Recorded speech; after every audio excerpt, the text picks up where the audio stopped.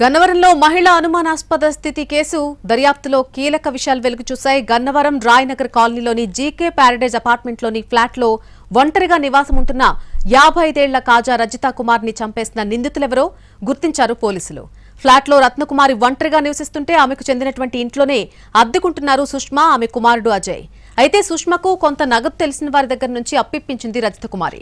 ఆ సొమ్ము ఇవ్వకుండా జాప్యం చేస్తూ ఉండటంతో సుష్మా, అజయ్పై రజితకుమారి ఆగ్రహం వ్యక్తం చేసింది.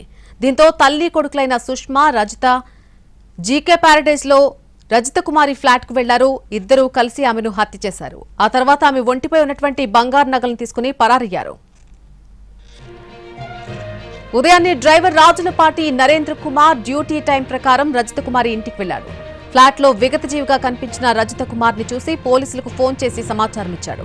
వెంటనే ఘటనా స్థలానికి చేరుకుని వివరాలు సేకరించారు పోలీసులు. క్లూస్ అన్ని కూడా సేకరించారు.